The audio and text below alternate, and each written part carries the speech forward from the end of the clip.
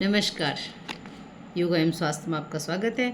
आज का मेरा चर्चा का विषय है ब्रेन ट्यूमर का बेहतर उपचार, यानी जब आखिर ब्रेन में ट्यूमर क्यों होते हैं और हमें कैसे पता चलेगा कि हमारे ब्रेन में ट्यूमर है।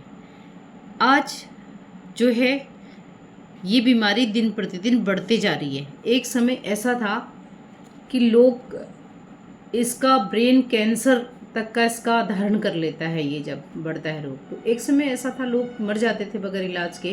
पर साइंस की उन्नति के साथ साथ आज इसकी सर्जरी भी संभव है और आयुर्वेद में भी इसका इलाज है। यदि आयुर्वेद के साथ आप योग को मिलाते हैं तो आप इससे भी जो है मुक्ति पा सकते हैं।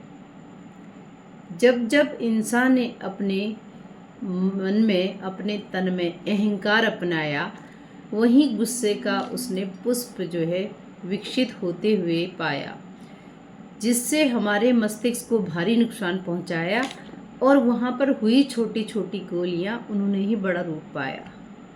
ये भी हम कह सकते हैं कि तनाव के मारे भी हमें ये बीमारी होती है। नंबर 2, जब हमारे ब्रेन में ब्लड का सर्कुलेशन सही तरीके से नहीं होता तो भी आपको ब्रेन ट्यूमर होगा। नंबर 3, यदि आपकी ब्रेन में ठीक से ऑक्सीजन सप्लाई नहीं हो रही है तो भी आपको ब्रेन ट्यूमर होने की शिकायत हो सकती है। अब हम कैसे जानें? कुछ लोगों को ब्रेन ट्यूमर आनुवंशिक कारणों से भी होता है, कुछ लोगों को पर्यावरण की दृष्टि से भी हो जाता है, और कुछ तो मैंने बता ही दिया इसके पहले आपको क्यों होता है।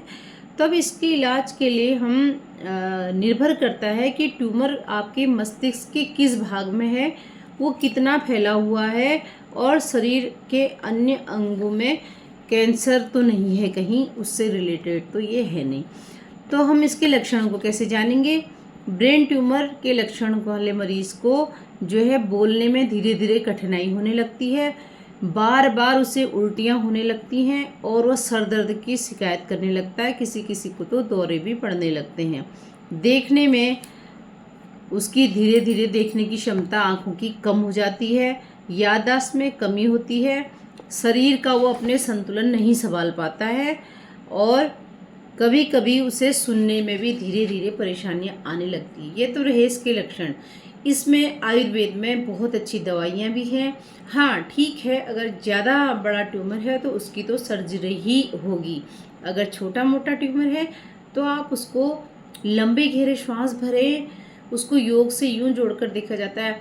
अगर कोई अच्छा आपको निपुण शिक्षक मिले जो योगा करा सके, शीर्षासन कर सकते हैं और भ्रूनवन आसन कर सकते हैं, आप सर्वांग आसन कर सकते हैं, आप साथ ही अनुलोम विलोम प्राणायाम इसमें बहुत कारगर है।